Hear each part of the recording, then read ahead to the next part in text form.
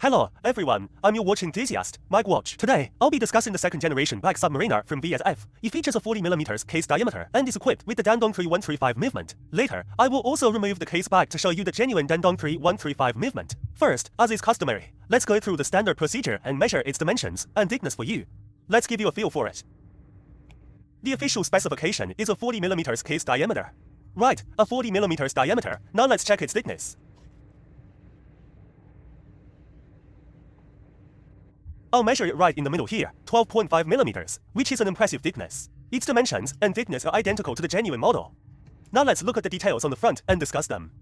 Actually, VSF has made upgrades. The upgrade was done a long time ago, but because the C-Factory's fame is so great, I haven't done a review of this model to re-explain it. However, back during the third generation green submariner, probably 2 years ago, I mentioned that its Lume pip has been upgraded. It now has this jade-like Lume pearl. Furthermore, its bezel insert is relatively slim. You can feel it. The bezel insert is slim, and the Lume pip is very round and full, giving it a jade-like feel.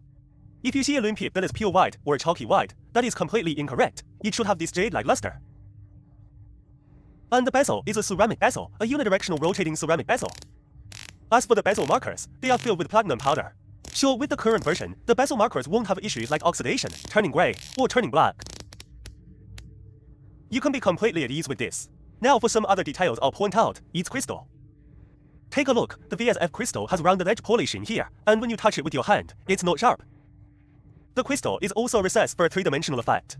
You can feel a small gap between the bezel and the crystal. Right, if it protrudes completely, that would be incorrect. You basically can see the gap between the bezel and the crystal. Furthermore, after recessing the crystal, it's not that it's lower than the ceramic bezel.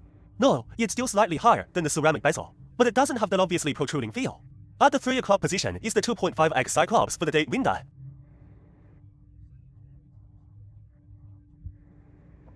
It has a light blue anti-reflective coating. Now, the point where VSF surpasses the C-Factory is ... Where is it? Let me tell you, it's this center pinion. You can feel this center pinion. It's a flower bud style solid center pinion. And it's also capped, but the shape of its cap is more aligned with the genuine model. It's more delicate and small. And there's a small round pin in the middle. You can take a look. Right, now, with the C-Factory's version, it also has this solid center pinion with a cap, but if you don't compare them side by side, you can't tell. But upon comparison, you'll find that C-Factory's center pinion is a bit larger. Its size is a little bigger, but it's not extremely obvious. It's just that after we compare them, we define this issue. But for normal social situations, it's not a big deal. We just pointed out more meticulously in our reviews. Right, and then including the 6, 9, and the triangle marker, their corners are all chamfered. You can feel it. Let's look at the marker at the 9 o'clock position. Right, if it had sharp, right-angle corners, it would feel sharp here. This one has rounded polishing. Right, you can feel it again. This still o'clock marker. Okay, and for the other details, let's quickly take a look. Including its hands, they are these bar-style hands. They are not the flat, applied type, but a three-dimensional style of hand, including the Mercedes hands. You can take a look, moreover, on this one, if you look at it from a certain angle, below the center hand stack, there's a hollow design. Meaning the center of the dial has a recessed feel. Let's find an angle and take a look. I can't find an angle. You should be able to see it from this angle, right? It has a recessed feel, like a black hole. Also, regarding the laser-etched security coronet at 6 o'clock, let me briefly explain. If you can see the laser-etched coronet from any angle, it's incorrect. It needs to be at a very subtle angle. It's composed of 150 laser dots. Let's find an angle and see if it's visible in the video. It's very hard to see. Let's find an angle, right here at the 6 o'clock position. You probably ... You probably can't see it. Well, I can see it. At this position, I can see it, right? In this spot, the laser-etched coronet at 6 o'clock. If you can see it from any angle, then that one is made very, very poorly. Okay, and the crystal is a high-transparency sapphire crystal, which is standard. It has a screw-down crown design. The entire case and bracelet are made of 904L steel. Okay, now let's look at some of the finishing on the edges. Let me give you a feel. The crown logo is a floating, three-dimensional engraving. Also, look at the edges. They all have rounded polishing. The bracelet does as well. And this is a very fine brushed finish. I can just briefly go over this, because it all meets the standards of a major factory's craftsmanship. And the edges of the clasp ... Right, they all have rounded polishing. When you run your hand over it, it's not sharp at all. Right, and it's also an easy-link clasp design. After opening it, look here. The safety clasp is integrally formed. There are no welding points. Now let's look at the inside of the clasp. Here is the crown logo, and here is its anti-counterfeit point. The 4 anti-counterfeit points are all present. The 7GJ, the 7J code, is for the clasp. This can just be a quick overview. The case back has a solid design. Later, I'll remove the case back to show you the movement. The inside of the bracelet has this fine brush texture. Including here, this clasp has a micro adjustment function. You just need to pull it like this, and it can be extended. It can all be extended, and you can adjust it back. It can be adjusted back. Right, you can feel it. Right, then just press it back in, and it's done. What's the benefit of this? Professional diving watches all have this function. It allows you to wear it over a thick professional wetsuit. You don't need to carry extra links. You just use the micro adjustment feature on the clasp to lengthen it, and that's it. It's a convenient function like this. At 3 o'clock, this date font, you can feel it. First, let me explain how to adjust the crown. It's a screw-down crown design. After you unscrew with ... right, this is for winding. Then pull it out one position. This is to adjust the date. You can see the thickness of each date numeral.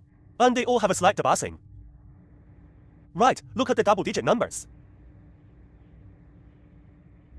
The thickness and size of each date numeral are consistent. Pull it out one more position to adjust the hands. It adjusts forward, clockwise, and it's an instantaneous date change. Right, instantaneous date change. It can also be adjusted backward. Let me demonstrate for you. As for this backward date adjustment, if you don't need to use it, don't. I personally feel it might cause somewhere on the movement. Just know that the function is there. When you adjust it to around 3 or 4 o'clock, it will jump back. Okay, now let me show you the date change again. With the 3135 movement, you adjust forward clockwise, and the date changes instantaneously. Right, instantaneous date change. Then, for the winding position, while pushing it in, turn it upwards to tighten it, and you're all set. Finally, I will remove this case back and show you the genuine Dandong 3135 movement. This is the Dandong 3135 movement. It has the keep shock absorber, and you can also see the deeply engraved, gold-filled text on the movement plates. It's very three-dimensional. Unlike the Shanghai 3135, which has printed text, it feels much cheaper upon close inspection. Also, look at the keep shock absorber, the balance weight screws, and its blue high spring. They are all present. Including the engraved code here, you can take a look. The entire movement looks roughly like this. For a genuine integrated movement, all the gear train wheels are truly functional. Look, when the automatic rotor moves ... this is roughly the feeling. And let me talk about the winding. All of its gear train wheels, including the reversing wheels, are fully functional. Let me demonstrate. Right, all the wheels are genuinely functional. This is a genuine Dandong 3135 movement, and its stability is excellent. Moreover, with the Dandong 3135 movement, it's automatic rotor. You can basically hear no noise. It's extremely quiet, almost silent, when the rotor is moving well on your wrist. Okay, you can take a screenshot of the entire movement. If you want to distinguish whether it's a genuine Dandong 3135, it's very simple. Remove the case back and verify this movement. The operation is correct. That's roughly what it means. And for this movement, whether it's the stability or its adjustment method, it's forward adjustment, forward date change, and instantaneous date change, including the backward date adjustment. The power reserve when fully wound is about 40-something hours, which is also synchronized with the genuine model. You can feel the entire movement again, the blue high spring, the keep shock absorber, and its deep, gold-filled engravings. Right, finally, let's try it on the wrist for you to feel. Zile's wrist circumference is 16.5 centimeters. Wearing this 40mm second-generation black submariner is no problem at all. You can feel it. A timeless classic, a classic and durable black submariner. Okay, and now I'll summarize for you. There are no more factory products. In the short term, there won't be any. Sure, if you are currently considering a black submariner, a GMT Master, a Daytona, right? You should only consider VSF. VSF's texture and craftsmanship are not inferior to the C factories. It's just that you have a stereotype that C factories' products are better, but they are truly gone for now. What you can consider now is VSF's products. Okay, that's all for today's discussion. We'll see you next time. Goodbye.